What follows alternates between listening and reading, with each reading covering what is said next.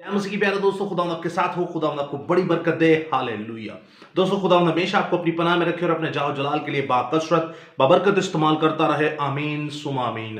दोस्तों, आज का कलाम खुदा नहायत ही जबरदस्त, नहायत ही मुफीद, नहायत ही बाबरकत और आज का कलाम खुदा हमेशा की तरह बहुत ही इंटरेस्टेड और दिलचस्प है। और आज का कलाम खुदा का टॉपिक आप जानते हैं, जो सोशल मीडिया पे एक्टिव चैटर्स हैं वो बाखूबी जानते हैं कि आज का कलाम खुदा का जो टॉपिक है वो है कि हमारे बाप याकूब यानी इसराइल ने रेसलिंग की या कुश्ती की। किससे? वही आज हम देखेंगे, क्या खुदा से की या किसी इंसान से की या किसी फरिश्ता से की। इस गहरे भेद को जानेंगे खुदा रूह कुदुस के वसीला से। और दूसरा भेद हम जानेंगे कि आखिरकार इस कुश्ती का, इस रेसलिंग का मौका ही क्यों दिया गया, आखिरकार ये सुनेरियो क्यों बनाया गया, ये प्लानिंग क्यों की खुदा ने याकूब के साथ इस मुठभेड़ को क्यों हमारे सामने लेकर आए और उनकी जिंदगी में ये जो सारा वाकया था पेश आया। हम आज इसी कलाम खुदा में से देखेंगे कि आखिरकार इसकी वजह क्या थी और वो था कौन। दो चीजें देखेंगे, पहली कि इसकी वजह क्या थी। खुदावंद और भी रास्ते देखता है। याद रखिएगा दोस्तों, ये खुदावंद खुदा का रास्ता है। खुदावंद को पता है किस इंसान को किस तरीका से समझाना है और उसे सही रास्ते पर लाना है। ये खुदावंद का तरीका है। और दूसरा हम देखेंगे कि वो एक्चुअली पर्सनैलिटी थी कौन सी। सो आइएगा दोस्तों, कलाम खुदा में से देखते हैं। हम दो ख्वाबों की बात करेंगे, दो ख्वाबों की बात करेंगे जिनका इस सारे टॉपिक का दारोमदार है। हमने हमेशा यसु अल मसीहा को सामने रखना है। जब भी ओल्ड टेस्टामेंट पढ़े, फर्स्ट कैनन पढ़े, पहला अहदनामा पढ़े, तो खुदावंद यसु अल मसीहा ही को सामने रखना है, क्योंकि कायनात में हर एक चीज उसी के वसीला से है। सो आइए दोस्तों, हम देखते हैं मुकद्दस मूसा की मुआरफत लिखी गई पैदाइश की किताब और उसका 28वां बाब और उसके 28वें बाब के 10वीं आयत से ऑनवर्ड पढ़ते चले जाएंगे, जहां पर लिखा है कि बैतएल में याकूब का ख्वाब। आइए दोस्तों, देखते कलाम खुदा में इस तबाक में पाक सुखम में क्या मरकूम है। 10वीं आयत से मैं ऑनवर्ड पढ़ूंगा। और याकूब बरसबा से निकलकर हारान की तरफ चला और एक जगह पहुंचकर सारी रात वही रहा, क्योंकि सूरज डूब गया था। दोस्तों, याद रखिए, ये एक प्रोफेटिक लैंग्वेज है, ये एक पेशन गोई की लैंग्वेज है। ये एक ऐसा इस्तारा खुदा ने दिया है कि सूरज तो डूब गया, लेकिन इसकी पेशन गोई हमें नजर आएगी आगे। ये इसका मतलब क्या है? सूरज डूब गया था और उस जगह के पत्थरों में से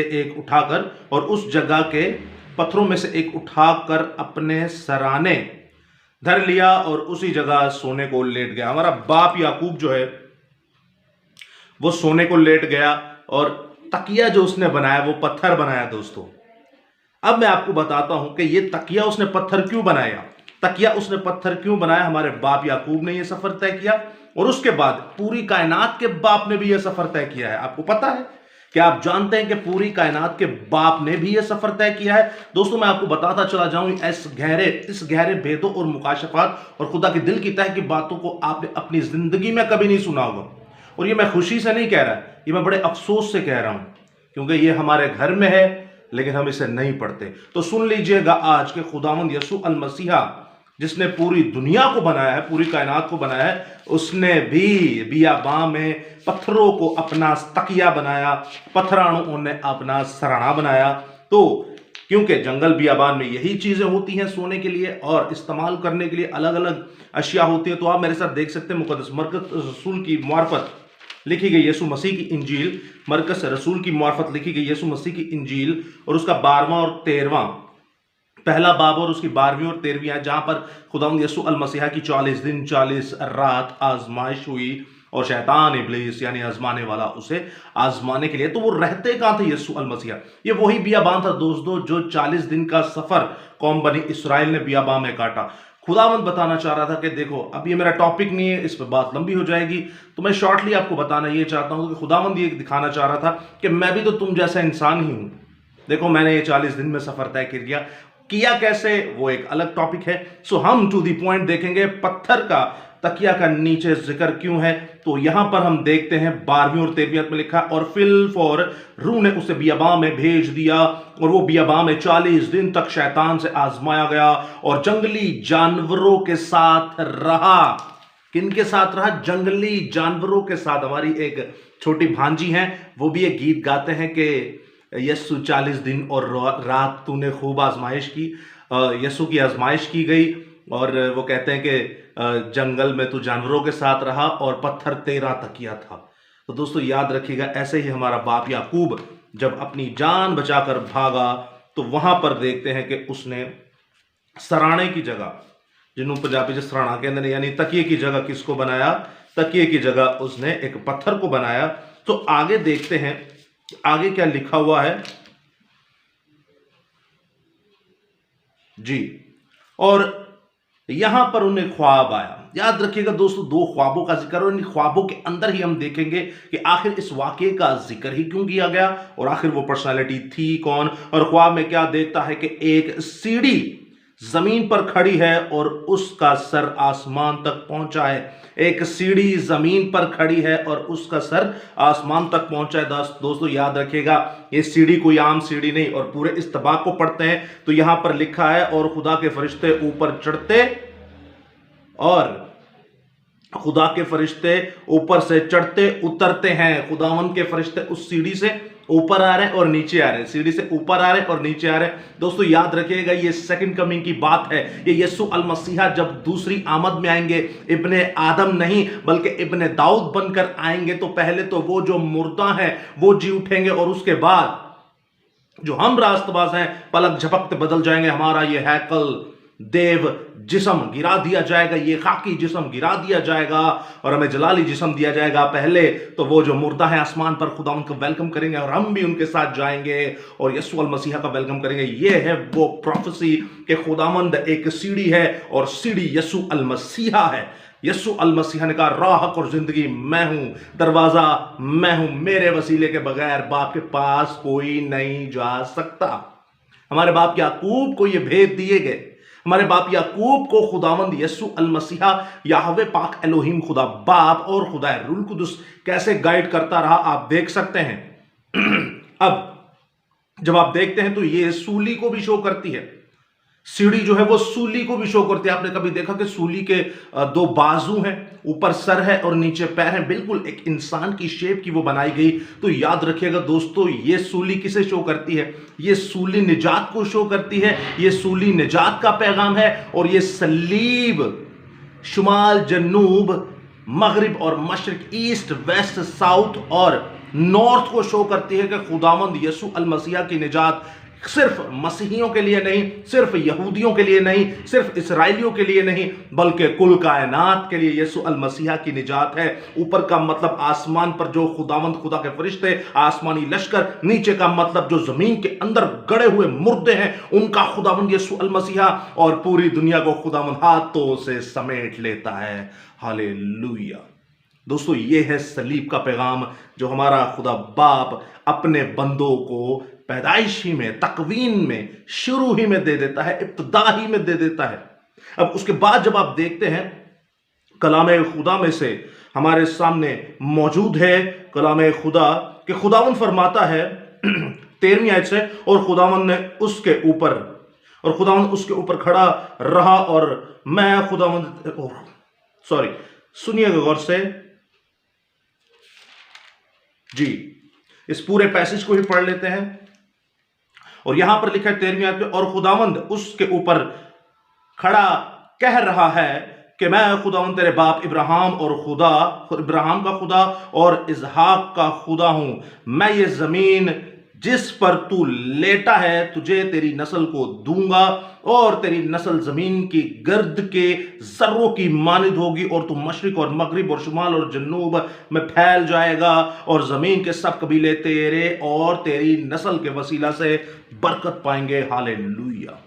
अब हमारा बाप याकूब जो है ये भागा, इसको पता था एसाऊ जो है या इसू जो है वो मुझे मार डालेगा, क्योंकि वो एक शिकारी सूरमा और नहायत जालिम, और मैंने बाप से बरकत ली है। इस वसीला से मेरा भाई मुझे मार डालेगा, इसमें कोई दो टोक बात नहीं है। और याद रखिएगा, ये चरवाहा डर गया, ये चरवाहा डर गया और अपनी जान से भागा। आज हम भी डर जाते हैं, हम भी भागते हैं। याद रखिएगा, यहां पर हमारा खुदावंद बताता है कि जब तुम मौत के साए की वादी में होंगे तब भी तुम ना डरोगे, क्योंकि मैं तुम्हारे साथ हूं। जिंदा खुदा हमें यकीन दहानी करवा रहा है। क्या मेरे बेटे, टेंशन मत ले, तू जंगल बियाबान में है, तकिया तेरा, पत्थर जो है वो तेरा तकिया है, तूने उसके ऊपर सर धरा हुआ है, परेशानी में है, टेंशन मत ले। क्यों? क्योंकि मैंने तुझे मां के पेट में से भी पहले का चुना हुआ है। मैंने तुझे मां के रहम में से पहले का चुना हुआ है। खुदावन फरमा रहे कि मैं ये सारी जमीन तुझे दूंगा, मशरिक, शुमाल, जनूब, और आप देखते हैं मगरिब की सारी जमीन तुझे दूंगा, और सारी नस्लें तेरे वसीला से, कुल कायनात की लोग तेरे वसीला से, कबीले तेरे वसीला से बरकत पाएंगे। अब खुदावन कैसा वादा कर रहा है हमारे बाप याकूब से, और आगे लिखा है 15वीं आयत में, और देख मैं तेरे साथ होऊंगा और हर जगह जहां कहीं तू जाएगा तेरी हिफाजत करूंगा, और तुझको उस मुल्क में फिर लाऊंगा जो मैंने तुझसे कहा है, और जब तक उसे पूरा ना कर लूं तुझे नहीं छोड़ूंगा। तब याकूब जाग कर उठा और कहने लगा, यकीनन खुदावंद इस जगह है, ये यकीनन खुदावंद इस जगह है और मुझे मालूम ना था। और उसने डर कर कहा, कैसी भयानक जगह है। सो खुदा के घर और आसमान के आस्ताना के सिवा और कुछ ना होगा। दोस्तों याद रखिएगा, खुदावंद ने यहां पर अपने बेटे को एक पूरी लंबी लिस्ट यकीन दिहाने के लिए बता दी कि टेंशन मत ले, जब तक मैं ये वादा पूरा ना कर लूं मैं तुझे ना छोड़ूंगा। कुल कायनात तेरे साथ होगी, कुल कायनात तेरे वसीला से बरकत पाएगी, और मैं हर जगह पर तेरे साथ हूं। बाप याकूब यहां पर उठ जाते हैं, और 18वीं आयत में लिखा है, और याकूब सुबह सवेरे उठा और उस पत्थर को जिसे उसने अपने सराने धरा था लेकर सतून की तरह खड़ा किया, और उसके सर पर तेल डाला और उस जगह का नाम बेतेल रखा। दोस्तों बेतेल नाम, बैत इब्रानी जुबान में कहते हैं घर को, और एल कहते हैं एलोहिम को, यानी खुदा का घर। और आगे लिखा है, पहले उसने उस बस्ती का नाम लूज था, लेकिन फिर उसका नाम बेतेल पड़ा। और आगे लिखा है, और याकूब ने मन्नत मांगी और कहा कि अगर खुदा मेरे साथ रहे और जो सफर मैं कर रहा हूं इसमें मेरी हिफाजत करे, और मुझे खाने को रोटी और पहनने को कपड़ा देता रहे, और मैं अपने बाप के घर सलामत लौट आऊं, तो खुदावंद मेरा खुदा होगा। दोस्तों याद रखिएगा, पहले ही खुदा ने यकीन दहानी कराई। अब यहां पर मेन पॉइंट है समझने वाले। बंदा भागा है अपनी जान बचाकर भागा, और जंगल बियाबान में रह रहा है, और जंगल बियाबान के अंदर जिंदा खुदा खुद उसे बता रहा है, ख्वाबों में या मुआमों में या वही में। अब ख्वाब में वो नजर आके उसे कह रहा है कि टेंशन मत ले, मैं तेरे साथ हूं, मैं तेरे दादा का खुदा, मैं तेरे बाप का खुदा, मैं इब्राहिम का खुदा, मैं याकूब का खुदा बनूंगा, इब्राहिम का खुदा, इसहाक का खुदा, और तेरा भी खुदा हूं। मैं उससे भी वादा कर चुका हूं कि उसकी नस्लों को भी बरकत दूंगा, और तुझसे भी वादा करता हूं कि तेरी नस्ल को भी बरकत दूंगा, और तेरे वसीला से उम्मतें बरकत पाएंगी। खुदावंद कितनी श्योरिटी दे रहे हैं कि टेंशन मत ले, घबरा मत, तू कायनात में जहां पर भी जाएगा मैं तेरे साथ हूं, क्योंकि मैंने तुझे मां के पेट के रहम से पहले चुना हुआ है। अब याद रखिएगा दोस्तों, यहां पर लफ्ज आता है जब बाप याकूब कहते हैं 20वीं आयत में, बड़ा टू दी पॉइंट लफ्ज आया है, और याकूब ने मन्नत मानी और कहा कि अगर लफ्ज, दोस्तों ये बड़ा खतरनाक है। अगर लफ्ज, अगर क्या है, अगर क्या मसला है, अगर किया गया, और अगर में वो कहता है मेरे साथ तू रहे, अगर खुदा मेरे साथ रहे और मेरे सफर में जो मैं कर रहा हूं मेरी हिफाजत करे, और मुझे खाने को रोटी और पहनने को कपड़ा देता रहे, और मैं अपने बाप के घर सलामत लौट जाऊं, तो तू मेरा खुदा। याद रखिएगा दोस्तों, हमारा खुदा हमसे कुछ और करवाना चाहता है। लेकिन हमारे बाप की तरह, हमारे बाप याकूब की तरह हमारा जहन जिस्मानी चीजों में लगा हुआ है। अभी बाप ने, खुदा ने एक श्योरिटी दी, टेंशन मत ले, लेकिन हम और हमारा बाप इंसानी चीजों की कश्मकश में लगे हुए हैं। मेरी जान को बचाए, मुझे रोटी दे, मुझे कपड़े दे और वापस मेरे जिस्मानी बाप के पास मुझे भेज दे, और वो भी सही सलामत, तो तब तू खुदावंद मेरा खुदा होगा। दोस्तों याद रखिएगा, खुदावंद यहां श्योरिटी दे चुका, लेकिन मुसीबतों को देखते हुए वो खुदा पर ईमान तो है लेकिन भरोसा नहीं है। ईमान तो है लेकिन भरोसा नहीं है। अगर लफ्ज शर्त रख दी कि अगर ये होगा तो तब क्या होगा, तू खुदावंद मेरा खुदा होगा, और ये पत्थर जो मैंने सतून सा खड़ा किया है खुदावंद का घर होगा, और जो कुछ तू मुझे देगा उसका 10वां हिस्सा जरूर ही तुझे दिया करूंगा। लो जी, 10वां हिस्सा भी दांगा। अब हम भी ऐसे ही करते हैं। हम भी खुदावंद यीशु मसीहा को, यहोवा पाक एलोहिम खुदा बाप को, खुदा रूल कुदुस को एक सिक्योरिटी गार्ड समझते हैं कि खुदावंद मेरी लाद नहीं हो रही, तू मैनू लाद देगा तो मैं तेरे को आना है। खुदावंद मैनू नौकरी नहीं मिल रही, तू मैनू नौकरी देगा तो मैं तेरे को आना है। खुदावंद मेरी मां नू शिफा नहीं मिल रही, मेरी मां नू शिफा देगा तू आना है। खुदावंद मैं क्या ही मेरे भरा नू शिफा होई, उन्होंने शिफा नहीं हुई, उल्टा वो और बीमार हो गया, जा मैं तेन छड़ दिता। तो यही काम तो हम सारे करते हैं। क्या हमने कभी यीशु अल मसीहा के नाम की मुनादी की? हम मांगते तो बहुत कुछ है, हमें आंखें दी हैं, हमें मुंह दिया है, हमें नाक दिया है, हमें कायनात की सबसे बड़ी नेमत ऑक्सीजन दी है, जिंदा रहने के लिए पानी दिया है, रोटी दी है, छत, सर छुपाने के लिए छत दिया, तन छुपाने के लिए कपड़े दिए। ये कम नेमतें हैं। और फिर भी वो कहता है बेटे मेरे मांग, ऐ मेरे बेटे मांग, मैं कौमें तुझे मिरास में दे दूंगा। वो मुट्ठी खोलता और हर जानदार की ख्वाहिश को पूरा करता है दोस्तों। लेकिन हम, जो खुदावंद हमें बरकत देना चाहता है, हम वो बरकत लेना नहीं चाहते। हम जिस्मानी चीजों के पीछे पड़े हुए हैं। हम जिस्मानी चीजों के पीछे पड़े हुए, और हमारा बाप भी कहता है अगर तू मेरी जिस्मानी ख्वाहिशां पूरियां करें तो ओरे विचों मैं तेनू 10वां हिस्सा भी दे दांगा। और यहां पर जो लफ्ज है खुदावंद मेरा खुदा होगा, इब्रानी जुबान में यहां पर लिखा है खुदावंद मेरा खुदा। खुदावंद कहते हैं यहोशुआ को और खुदा कहते हैं एलोहीम को। क्यों? क्योंकि यहां पर लिखा है कि यहोशुआ ही मेरा एलोहीम होगा, यानी जिंदा यीशु अल मसीहा ही मेरा खुदा होगा। खैर ये एक प्रोफेटिक बात है। तो दोस्तों याद रखिएगा, ये 10वां हिस्सा उसने अपने सिक्योरिटी गार्ड की एक सैलरी बांध दी कि अगर मेरे साथ ऐसा ऐसा हो तो मैं फिर इस तरह करूंगा।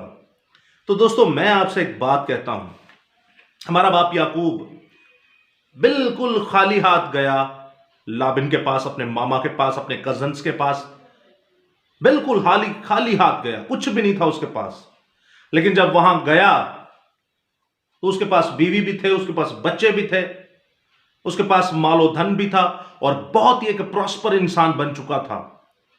He become a very very very prosper man, एक बहुत ही अमीर इंसान बन चुका था वो।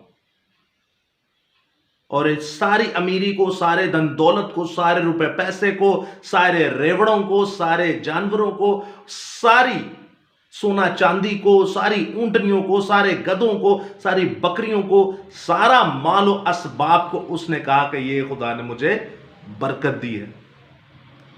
क्या वाकई खुदा ने उसे ये बरकत दी थी? क्या वाकई खुदा ने उसे ये टोटली इंसानी और जिस्मानी बरकतें दी थी? क्या खुदा ने हमें इंसानी और जिस्मानी बरकतों के लिए पैदा किया है? आप प्रॉस्पेरिटी गॉस्पल सुनाने वालों को देखेंगे जो कहते हैं बरकत बरकत बरकत लो, बरकत लो, जो मर्जी कर दे रहो, बरकत ही लो, जो मर्जी करो, खुदा ने आपको चुन लिया है, जो मर्जी करो, फजल आपके ऊपर हो चुका है, आप बरकत के फर्जंद हैं। उनके लिए तो ये मुकद्दस याकूब रसूल का ये जो सुनेरियो है बड़ा जबरदस्त है, लेकिन बाइबल के हिसाब से ये एक निकम्मापन था। बाइबल के हिसाब से ये खुदा की बरकत नहीं है। बाइबल के हिसाब से ये बरकत नहीं है। सुनिएगा गौर से, आपको आगे चल के और ज्यादा क्लियर हो जाएगा। दोस्तों याद रखिएगा, ये सौदेबाजी थी। और उसके बाद जब आप देखते हैं कि हम क्या करते हैं, हम भी यही सौदेबाजी करते हैं, और हम भी यही सौदेबाजी करके सारी इंसानी आराम और आसाइश को इस्तेमाल करके फिर कहते हैं कि ठीक है जी खुदावंद तू मेरे ना आ करेगा ते मैं तेरे ना ओ करांगा, यानी मैं तेरे नाल फिर रवांगा। याद रखिएगा दोस्तों, यहां हमारे बाप याकूब का सूरज डूब गया था। 20 साल जो उसने लाबिन के पास अपने मामा के पास गुजारे, बजाय जिंदा खुदा को पेश करने के, हालांकि वो बुत परस्त था लाबिन, मामा कजन सारे बुत परस्त थे, बजाय जिंदा खुदा की मुनादी करने के लिए मुकद्दस यूसुफ को भी भेजा मिस्र में। लेकिन मुकद्दस यूसुफ अपने खुदा को याद रखते थे और अपने खुदा की उन्होंने एक पहचान रखी। आप देखते हैं मुकद्दस डैनियल को भी असीरी के अंदर भेजा, लेकिन उन्होंने वो काम किया कि खामा ना दे स्वादले खाने। उन्होंने अपने यहोवा खुदा को याद रखा। हमारे बाप मूसा को भी भेजा गया मिस्र में, गैर कौम में, बुत परस्त में, लेकिन उन्होंने अपनी रवायत ना छोड़ी। दोस्तों याद रखिएगा, यहां पर इनके पास बड़ा मौका था कि अपने खानदान को, अपनी नस्ल को, अपने खून के रिश्तों को मैं बचा लूं, लेकिन यहां हमारा बाप हमारी तरह, याद रखिएगा, हम मुकद्दस नबी जो हैं, पैगंबर जो इनकी चप्पल के खाक के बराबर भी नहीं है, लेकिन जो बाइबल में लिखा गया ये हमारी इबरत के लिए है। इन्होंने तो कुछ नहीं किया, हम इनसे ज्यादा ही बेवकूफियां करते हैं। इन्होंने तो कुछ नहीं किया, इनकी तो जिस्मानी ख्वाहिशात कुछ भी नहीं थी, अगर आज हमारी जिस्मानी ख्वाहिशात देखी जाए। लेकिन दोस्तों याद रखेगा, इनके पास ईमान था।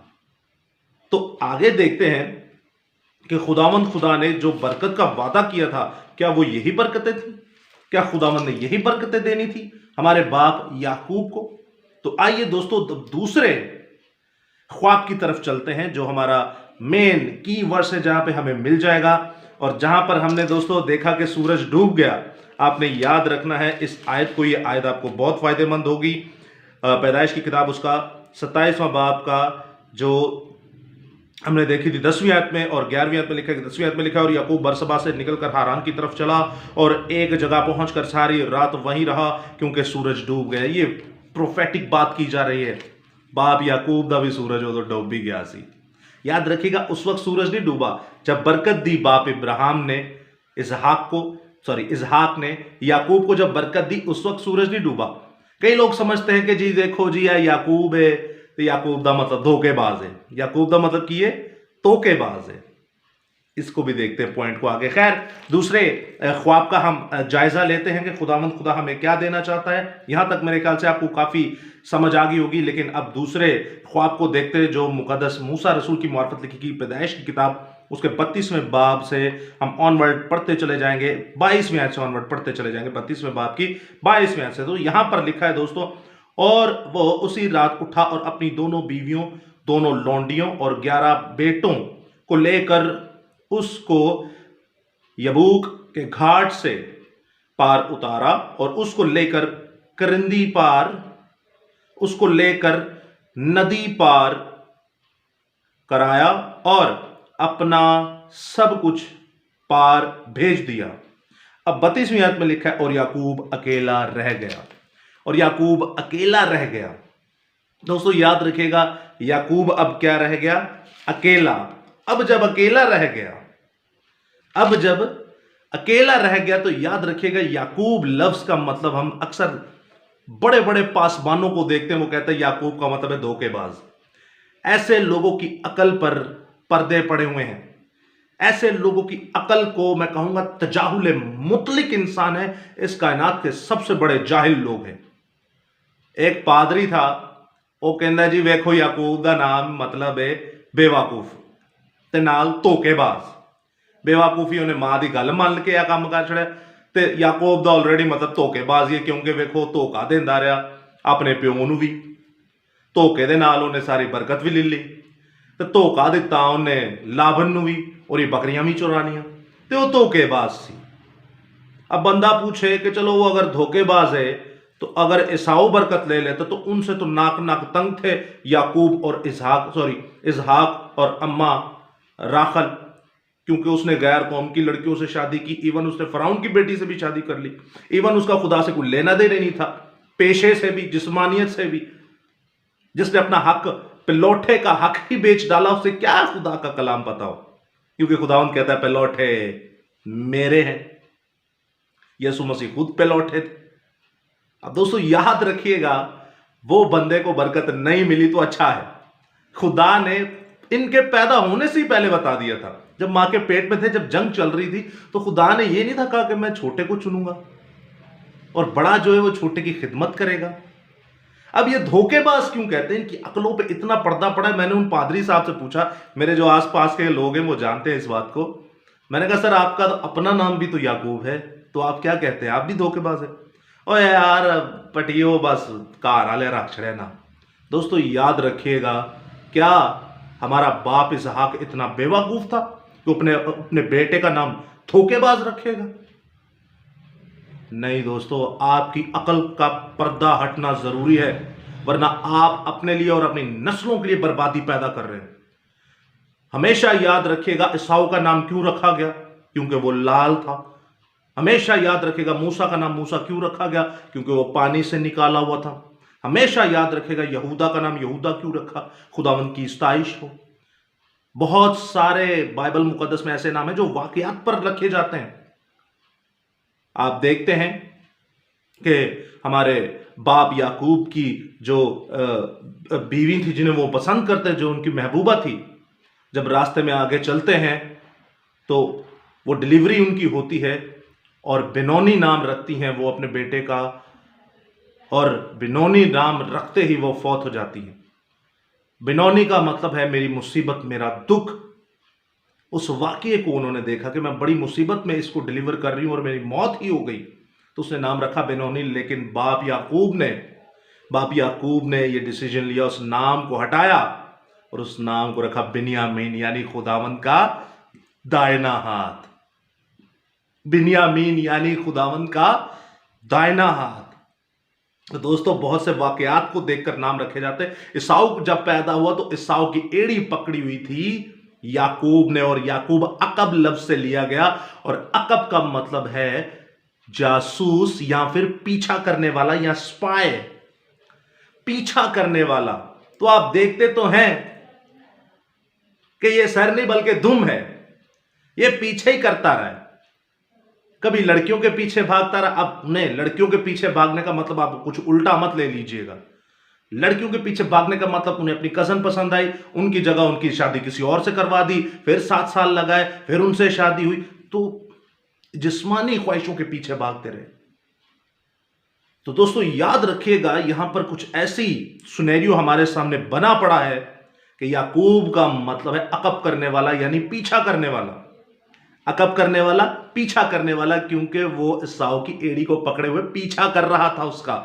और दाई कहती है, हमारी अम्मा दाई कहती है कि देखो ये कितना जल्दबाजी कर रहा है आने को दुनिया में। तो दोस्तों याद रखिएगा, ये छोटी छोटी चीजें इनको समझिएगा। और आगे हम देखते हैं, फिर से शुरू करते हैं इस इस्तबाक को, जहां पर 34वीं आयत में लिखा है कि अब याकूब अकेला रह गया। अब यहां पर इन्होंने जाना है एसाऊ के पास, उसी एसाऊ के पास जो इसको कत्ल करने को है। अब पहले ये अकेला था, डरपोक था, अब इसकी बीवी भी है, अब इसके बच्चे भी हैं, उनसे बेतहाशा मोहब्बत भी करता है, नौकर चाकर भी हैं, जानवर भी हैं, रेवड़ भी हैं, ऊंट भी हैं, ऊंटनियां भी हैं, मालो दौलत भी है। अब डरपोक और ज्यादा हो गया, अब जरूरत से ज्यादा डर जिस्म के अंदर आ गया, अब जरूरत से ज्यादा डर जिस्म के अंदर आ गया, और अब हुआ ये अकेला।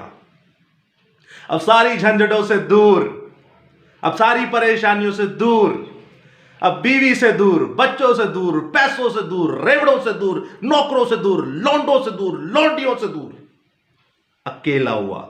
क्या हुआ? अकेला हुआ। तो आपका बाप और मेरा बाप हमें नहीं कहता कि जब तुम दुआ करो तो काल कोठरी में मेरे पास आओ, अकेले में मुझे याद करो, मैं तुम्हें बरकत दूंगा, मुझे पोशीदगी में याद करो, देखो मैं तुम्हें पोशीदगी में बदला दूंगा। क्या हमारा बाप यूसुफ काल कोठरी में जाकर जार जार रोया ना था जब कौम बनी इस्राएल के पूरे बेटे उसके पास आए, उसके भाई उसके पास आए, उन्हें पता था इन्होंने तो मुझे मारकर काट कर फेंक दिया था, मुझे बेच दिया था, लेकिन आज ये मेरे सामने आया है इसी दिन के लिए, ताकि ये भूखे ना मरे। ये खुदावंत का अजीम प्लान। और मुकद्दस पौलुस रसूल नहीं कहते हाय कौन खुदावंत की हिकमत को समझ सका, कौन इसका सलाहकार हुआ, इसके फैसले इदराक से भरपूर है। क्या हमारा खुदा नहीं कहता कि काल कोठरी में आ, अकेला हो, वन ऑन वन मुझसे इनकाउंटर कर? क्या ये नहीं कहता कि रातों को मैं तेरा इंतजार करता हूं, रातों को मेरे पास आ, जब सब सो जाए, ना तेरा फोन बजेगा, ना तुझसे कॉल आएगी, ना तेरे गेट की बेल बजेगी, ना तेरे दोस्त आएंगे, ना तुझे नौकरी की टेंशन, ना तुझे छोकरी की टेंशन, ना तुझे लड़कियों का मसला, ना तुझे पैकेजेस का मसला, ना घर में तुझे कोई डिस्टर्ब करेगा, ना तूने कोई सामान लाना है। अरे कोई मसला नहीं, अब रात के पहर में तू मुझे याद कर। देखिए मैं तुझसे मिलना चाहता हूं। हमारा बाप यूसुफ उस काल कोठरी के अंदर गया था, वो भी प्रोफेटिक बात है, जिंदा खुदा के सामने वो जार जार जाकर रो के दुआएं कर रहा था कि खुदावंद देख मैं तेरा बंदा हूं। और ये काल कोठरी का हुक्म भी अकेले रहने का हुक्म आया दोस्तों।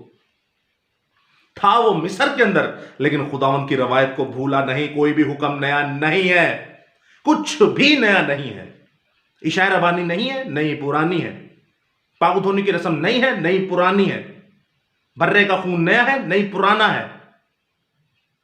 तो इसी तरह देखते हैं दोस्तों, काल कोठरी का भी लफ्ज नया नहीं बल्कि पुराना है। और इस काल कोठरी के जब मफहूम को आप देखते हैं तो इसका मतलब है अकेला। और यहां पर हमारा बाप अब याकूब रह गया अकेला। अब क्या रह गया ये अकेला, और आगे लिखा फूटते पहले सूरज डूबा और 20 साल डूबा ही रहा। और अब जब अकेला खुदा के पास आया, खुदा उनके हत्थे चढ़ा, सारी जिस्मानी बरकत को ये ले चुका। अब वक्त आ गया इसका अकेले में, और यहां पर पू फूटने को अभी सूरज नहीं निकला। तो याद रखिएगा दोस्तों, यहां पर लिखा है पू फूटते वक्त तक एक शख्स वहां उससे कुश्ती लड़ता रहा। समन रेस्टल्ड। दोस्तों यहां पर कुश्ती लड़ता रहा। और बाप याकूब कोई बुढ़ा आदमी नहीं था, इसकी अभी 40 साल उम्र थी। और 40 साल देते आज बड़े ताकतवर होंगे ने। और ये उसकी नस्ल है जिसका दादा 100 साल का था, और वो खुदावंद और उसके फरिश्तों को देखकर दौड़ता हुआ गया रेवड़ की तरफ, मोटा ताजा बर्रा लिया और खुद जिबा किया और दौड़ता हुआ गया अपनी बीवी के पास कि इसको तैयार कर। उस ताकतवर इंसान की नस्ल है ये, उस खुदा के सूरमा की नस्ल है ये। और ये एक जवान आदमी था, एक ताकतवर आदमी था। और ये जवान आदमी रेसल्ट कर रहा है एक शख्स के साथ। अब दोस्तों जब रेसल्ट कर रहा है एक शख्स के साथ, तो आगे लिखा है 25वीं आयत में, जब उसने देखा कि वो उस पर गालिब नहीं होता, तो उसकी रान के अंदर की तरफ से छुआ और याकूब की रान की नस उसके साथ कुश्ती करने में चढ़ गई, उसके साथ कुश्ती करने में चढ़ गई। और उसने मुझे जाने, और उसने कहा कि मुझे जाने दे क्योंकि फूट चली। अब दोस्तों नस जो है उसका चढ़ जाने का मतलब यह है कि मिसाल के तौर पे कि एक जवान बंदा है और उसकी नस उसकी जगह पर से हटा दी जाए। अक्सर तू ही रात नू ही मेरे साथ तो अक्सर एक दो बार हुआ ऐसा सीन, रात नू सोंदे सोंदे नस ते नस चढ़ जाती है, नस अपनी जगह से हटके दूसरी जगह आ जाती है, नस पे नस चढ़ जाती है। तो क्या होता है दोस्तों, तोते उड़ जाते हैं इंसान के, हमारे तोते उड़ जाते हैं। खुदावंद अगर हमारी इंजीनियरिंग को जरा सा छेड़े अंदर से, तो अजीजो याद रखिएगा इस बंदे की, इस जवान की नस हटा दी गई उस जगह से। और तब जो था बाप याकूब टूटा। बाप याकूब जो थे ये जोर आजमाई कर रहे थे उसके साथ रेसल्ट कर रहे थे। रेसलिंग जड़ी आजकल ही ने वो नहीं हुंदी, एक दूजे जिवें जफ्फा मार है, बिहोल्ड कीता हुआ है। इंग्लिश बाइबल पढ़ेंगे तो वहां किंग जेम्स वर्जन लिखा बिहोल्ड किया हुआ है, पकड़ लिया इसको। अब पकड़ क्यों लिया, इसको पता था ये कौन है। याद रखिएगा जो ही मरण दे उत्ते आइए ना, आई जो मरण वाले होइए तो यसू याद आंदा कि नहीं, मरण वाले होइए बिस्तर ते खुदा याद आंदा है कि नहीं, मरण वाले होइए तो सानू अपना माबूद याद आंदा है कि नहीं। भावें वो जेड़ी भी कौम दा है उन्होंने पता हुण मरण लगा, ते अपना ईश्वर याद आंदा है कि नहीं, आंदा है दोस्तों। इनू भी पता ही हुण मैं मर जाना, क्योंकि जड़ा मेरा भरा है 400 बंदे लैके आ रहे, तो उन्हें चीर के रख देना सबनू। उन्हें चीर के रख देना सब नूं, ते पहला ते मैं कल्ला सां। इन्ने सालों की दुश्मनी होने ते मेरे नाल इन्ने लोग ने मेरे नाल जुड़ गए ने, मेरी फैमिलीज, नाजुक बच्चे हैं, नाजुक बीवियां हैं। कितना को परेशान होया होगा, मौत को अपने सामने देखकर कितना परेशान हुआ होगा। दोस्तों याद रखिएगा, आज आपको और मुझे भी हमारा खुदा हमें मौत के पास ले जाता है, जानबूझकर ले जाता है कि मैं देखूं कि क्या ये मेरे नाम के सबब से, मेरे नाम की गवाही के सबब से सर कटवाने के लिए तैयार है। ये मुकद्दस डैनियल की तरह हमें शेरों की मांद में जाने देता है और देखता है क्या जो मैंने जिंदगी दी उसका नजराना मेरे नाम में देता है या नहीं। ये हनन्याह, मेसाइल और अजरिया को आग के शोलों के अंदर जाने देता है, भट्टी में जाने देता है और देखता है कि कहता हूं, मैं देखता हूं बड़ा यीशु यीशु करता है। ये की करता है? हमारे बाप को भी खुदा ने मौत के पास जाने दिया और देखा कि अब मैं देखता हूं करता क्या है।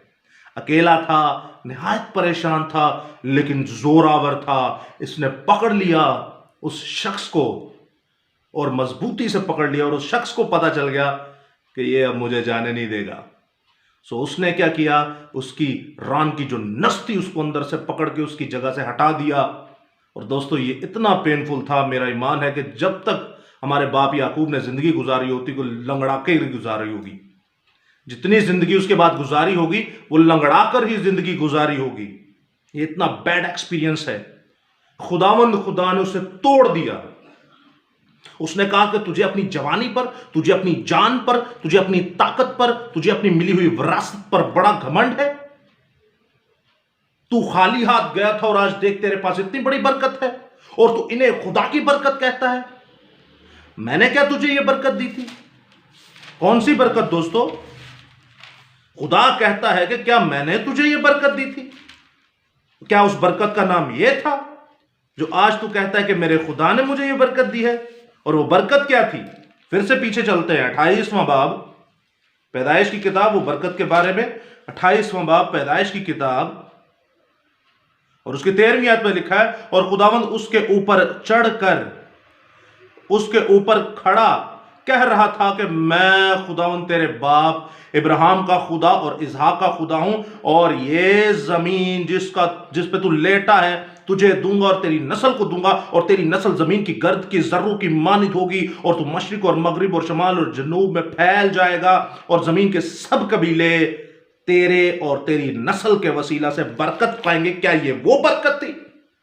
क्या ये रेवड़, क्या ये नौकर, क्या ये चाकर, क्या ये लौंडे, क्या ये लौंडियां, क्या ये जानवर, क्या ये रुपया पैसा, क्या ये सोना, क्या ये चांदी, क्या ये गधे, क्या ये बकरे, क्या ये बकरियां, क्या ये ऊंट, क्या ये ऊंटनियां, क्या ये बीवियां, क्या ये बच्चे, ये बरकत वो थी?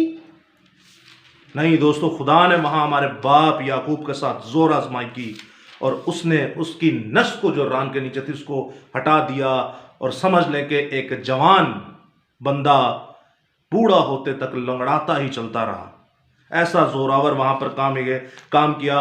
और याद रखेगा दोस्तों, हमारा बाप याकूब जो थे वो टूट गए क्योंकि खुदा ने उन्हें एक साइड से पैरालाइज कर दिया। एक हिसाब का क्या कर दिया? पैरालाइज कर दिया, अनफिट कर दिया। एक तरफ से उनके घमंड को तोड़ दिया। और दोस्तों याद रखिएगा, तब बाप याकूब टूट गए। तब बाप याकूब क्या हुए? टूट गए। और आगे लिखा है, मैं इस पैसेज को एक बार फिर से पढ़ता हूं 24वीं आयत से। याकूब अकेला रह गया। अकेला रहेगा तो खुदा को देखेगा। अकेला रह गया और पूह फूटते वक्त एक शख्स वहां उससे कुश्ती लड़ता रहा। जब उसने देखा कि वो उस पर गालिब नहीं होता तो उसकी रान को अंदर की तरफ से छुआ और याकूब की रान की नस उसके साथ कुश्ती करने में चढ़ गई। और उसने कहा कि मुझे जाने दे क्योंकि पूह फुट चली। याकूब ने कहा, जब तक तू मुझे बरकत ना देगा तुझे जाने नहीं दूंगा। क्या बरकत कोई इंसान दे सकता है? क्या बरकत कोई नबी दे सकता है? क्या बरकत कोई वली दे सकता है? क्या बरकत कोई फरिश्ता दे सकता है? क्या बरकत कोई कायनात की कोई मखलूक दे सकती है? नहीं दोस्तों, इसको पता चल गया था ये कौन है। इसको पता चल गया था ये मेरे बाप इब्राहिम का खुदा, ये मेरे बाप इसहाक का खुदा, ये जिंदा यहोवा खुदा है, ये जिंदा एलोहीम खुदा है जिसने कायनात को बनाया। ये वो खुदा है जो मुट्ठी खोलता और हर जानदार की ख्वाहिश को पूरा करता है। ये वो खुदा है जो कहता है मैं अल्फा और ओमेगा। ये वो खुदा है जो कहता है मैं दुनिया का नूर हूं। बाप याकूब को ये पता चल गया कि ये जिंदा खुदा है, इसीलिए तो उससे बरकत की डिमांड कर रहा है। इस सीरीज को जो हमने शुरू की है, देखेंगे कि बरकत मांगी किससे जाती है, पुराने और नए अहदनामा दोनों में से। अगर आपकी डिमांड हो तो मैं आपके सामने इस सीरीज को भी लाऊंगा कि बरकत किससे मांगी गई पूरी बाइबल मुकद्दस में, और इन्हें पता था कि मुझे बरकत दे कौन सकता है। तो वो क्या कहता है कि जब तक तो मुझे बरकत ना दे मैं तुझे नहीं छोड़ूंगा, मैं तुझे नहीं जाने दूंगा। दोस्तों, क्या आप और मैं ऐसे हैं कि जब मुसीबत में हो और खुदावंद से कहें खुदावंद मुझे बरकत दे, और वो बरकत क्या थी? मैं एक बार फिर से आपसे कहूंगा, बाप याकूब के पास सब कुछ तो था, ये कौन सी बरकत मांग रहा है बाप याकूब? अरे याकूब के पास सब कुछ तो था, फिर ये कौन सी बरकत मांग रहा है? याकूब टूट गया, उसे पता चल गया कि जो जो मेरे पास है ये फानी है, जो जो मेरे पास है ये जिस्मानी है, जो जो मेरे पास है ये इसी जमीन का है, जो जो मेरे पास है वो एक दिन मिट जाएगा। मुझे आसमानी बरकत चाहिए, मुझे इसहाक की बरकत चाहिए, मुझे रूहानी बरकत चाहिए, मुझे वो बरकत चाहिए जो कि मैं मर भी जाऊं मैं तो भी जिंदा रहूंगा उस बरकत के साथ। बाप याकूब को सच्चाई नजर आ गई क्योंकि वो अकेला था, और खुदावन से वो कहता है कि मुझे अब बरकत दे। वो बरकतें नहीं हैं जो मैं लेकर कहता रहा कि वो तूने दी मुझे। आज साढ़े पास बन वीगो ले लेते हैं, आज साढ़े पास बन लैंड क्रूजर ले लेते हैं, आज साढ़े पास बन बड़े बड़े क्रूज ले लेते हैं, आज हमारे पास बन बड़ी बड़ी बिल्डिंग्स ले लेते हैं, आज हमारे पास बन नोटों पर सोते हैं और कहते हैं ये खुदा ने मुझे दी है। और भाई नए अहदनामे को पढ़ो, अननिया और सफीरा को पढ़ो, पतरस को पढ़ो कि वो सारे खेत और घर बेच के उनके कदमों में पैसा लाते थे और कहते थे जाओ इंजील की मुनादी करो। नहीं दोस्तों, बड़ी सोचने वाली बात है, सोच विचार वाली बात है। टॉपिक हट जाएगा इसलिए मैं इस पे बात नहीं कर रहा। यहां पर खुदा कह रहा है कि मैं तुझे बरकत दूंगा, अब मैं तुझे बरकत दूंगा क्योंकि तू मौत दे विच मरन चु वाला है।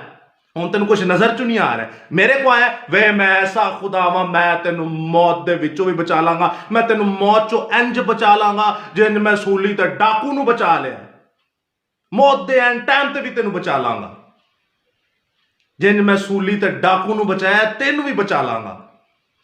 दोस्तों याद रखिएगा आगे क्या लिखा है 27वें आयत में, तब उसने उससे पूछा कि तेरा नाम क्या है। अब बाप याकूब उस बंदे से, उस शख्स से, उस पर्सनैलिटी से पूछ रहे हैं कि तेरा नाम क्या है। उसने जवाब दिया, याकूब, सॉरी माय मिस्टेक, यहां पर खुदावंद पूछते हैं कि तेरा नाम क्या है, और वो कहते हैं याकूब, क्योंकि आगे ऊपर लिखा है। एक बार फिर से इस इस्तबाक को पढ़े देता हूं। याकूब ने उससे कहा कि जब तक तू मुझे बरकत ना दे मैं तुझे जाने नहीं दूंगा। और आगे खुदा पूछता है, तब उसने उससे कहा, उससे पूछा कि तेरा नाम क्या है। उसने जवाब दिया याकूब। याकूब का मतलब कि मैं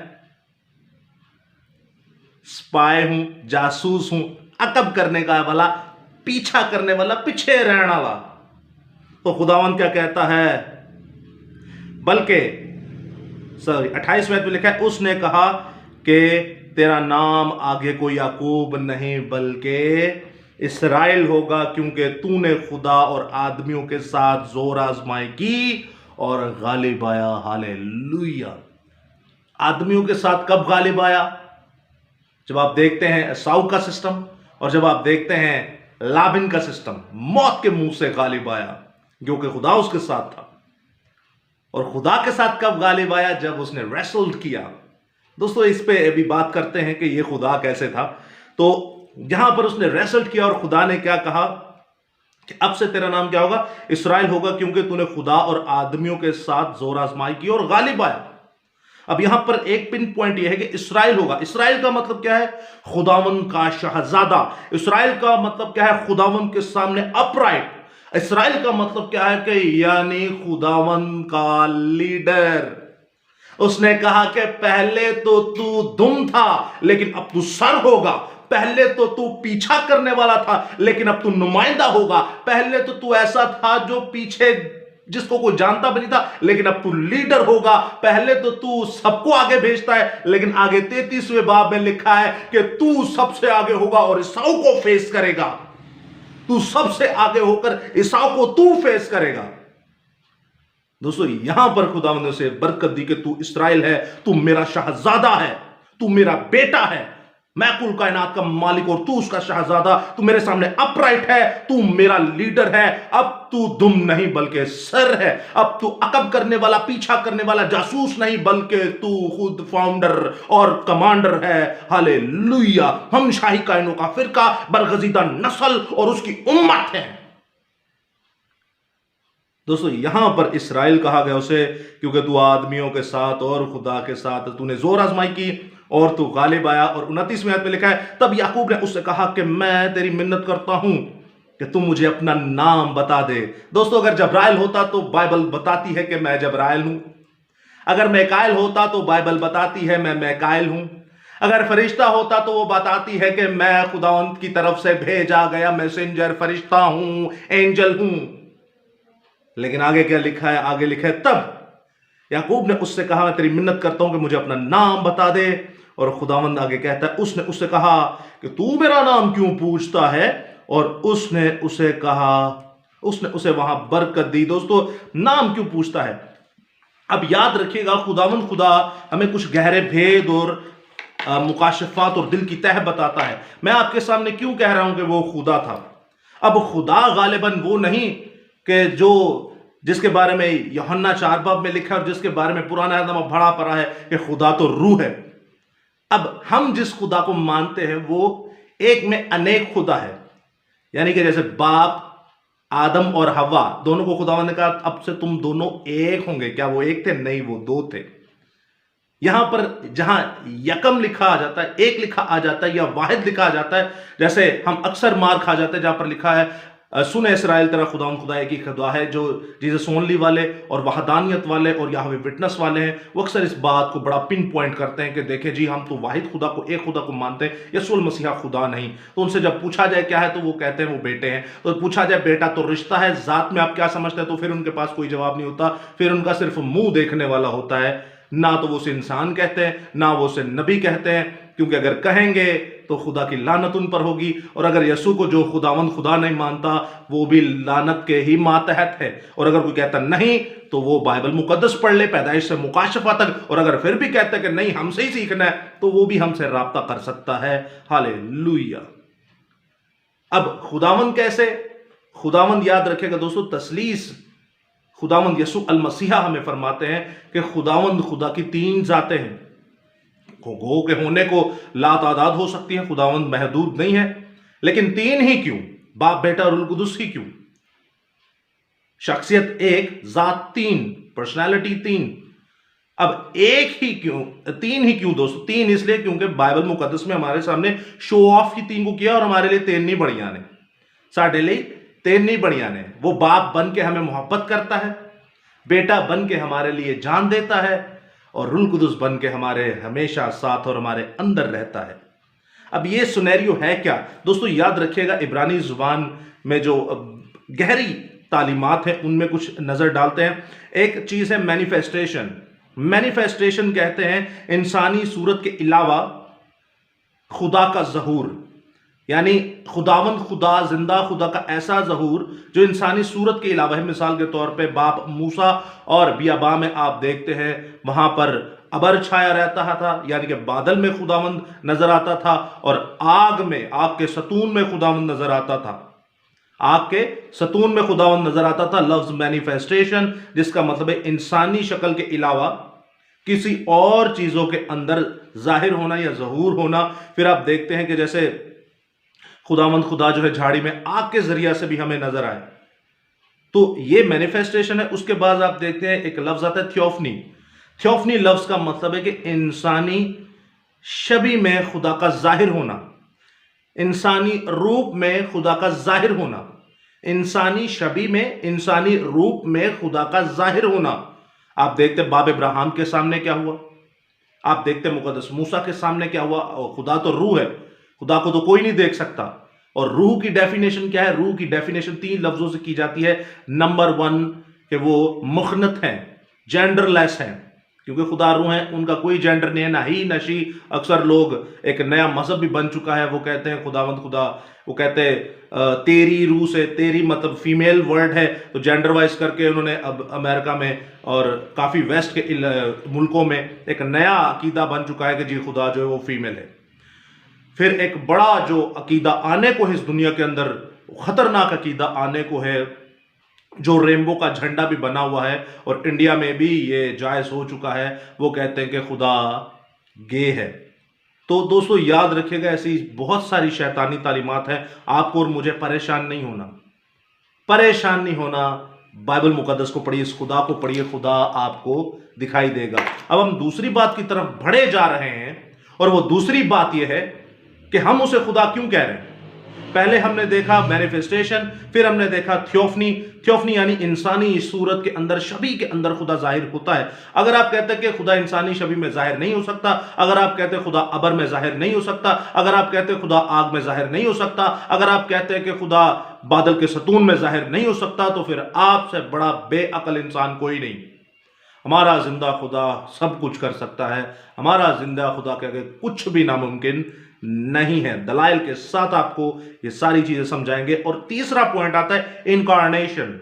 अब इनकारनेशन का मतलब है तजस्सुम, यानी खुदा ने इंसानी जिस्म को लिया, यानी इंसानी गोश्त के अंदर खुदा हमारे सामने जाहिर हुआ। हालेलुया।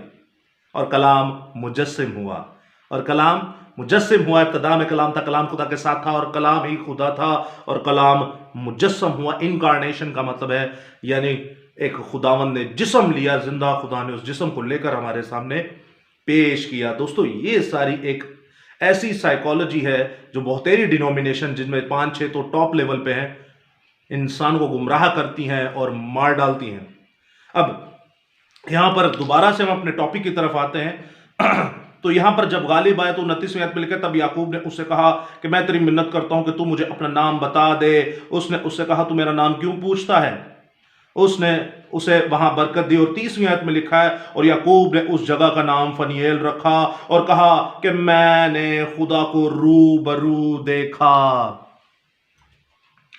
बहुत सारी आयत हैं पुराने अहदनामा के अंदर जहां पर खुदा नजर आया है। आप मुकद्दस सैमसन की वालदा और वालिद के बयान सुने जाकर, उन्हें नाम बताया जाता है अजीब। और यसाया में क्या लिखा है? अजीब, मुशीर, खुदा कादिर, अब्दियत का बाप, सलामती का शहजादा, कुंवारी से जनेगा।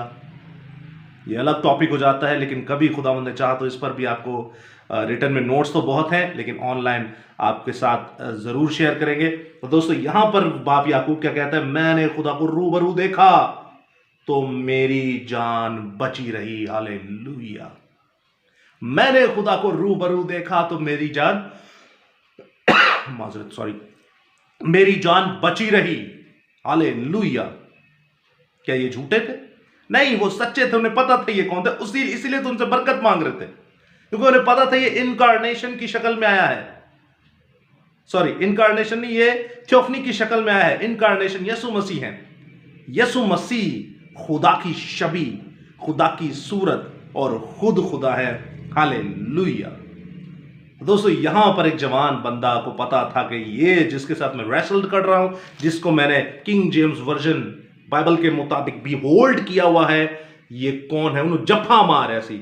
और याद रखिएगा, ऐसा ही जफा कौन मारने लगा था? मरियम मगदलीनी यसु अल मसीहा को, जब वो जिंदा हुए और बाग में थे और वो समझी कि ये बागबान है, और उन्हें कहते हैं, साहेब हमारे खुदा उनकी लाश कहां है? तो उन्होंने कहा मरियम मगदलीनी, और वो कहते हैं खुदावंद रब्बूनी। याद रखिएगा दोस्तों, अगर इब्रानी यूनानी जुबान में देखें तो बाइबल में लिखा, वो उसे पकड़ने लगी, उसे जफ्फा मारने लगी। एक बेटी और बाप, एक उस्ताद और एक तालिब इल्म, एक दोस्त और एक भाई और बहन की मोहब्बत देखिए, एक खालिक और एक मखलूक की मोहब्बत देखिए। लेकिन उन्होंने कहा कि अभी मैं बाप के पास नहीं गया।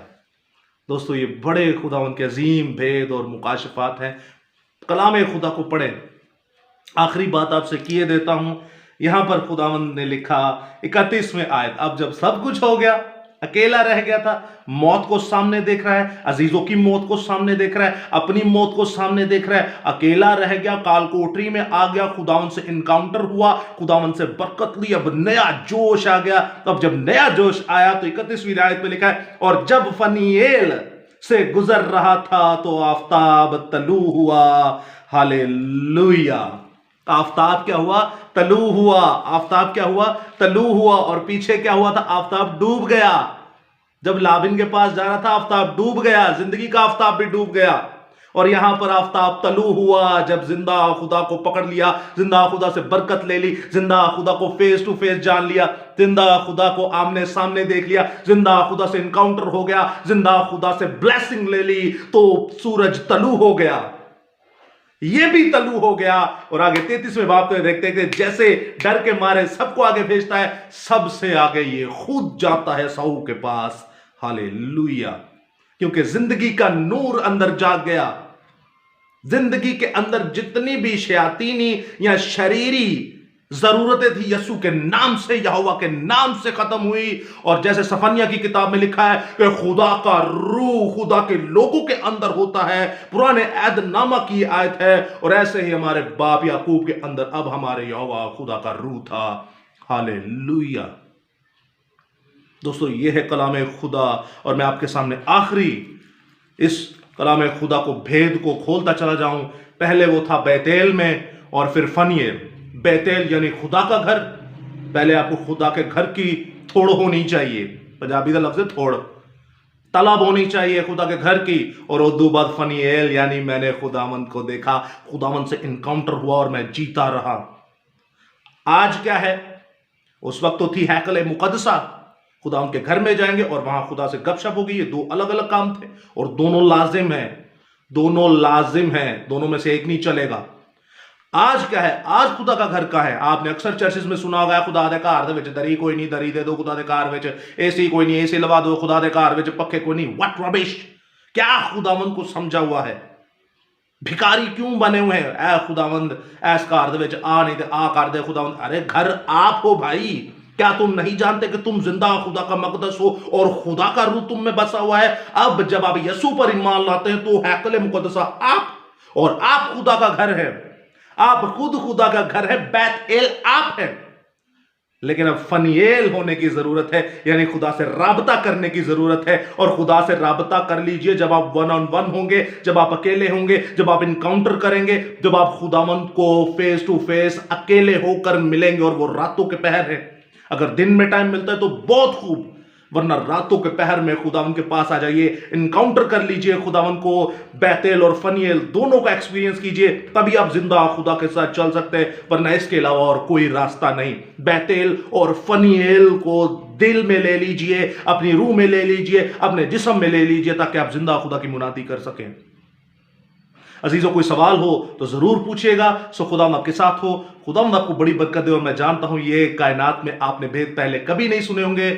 मैं अफसोस के साथ ये कह रहा हूं, क्योंकि ये भेद आज हमारे घरों में, हमारे हाथों में है। बाइबल में लिखा है, मैं तुम पर इल्जाम लगाने नहीं आया। यीशु मसीह कहते हैं मैं तुम पर इल्जाम लगाने नहीं, एक है जो तुम पर इल्जाम लगाएगा और वो ये है।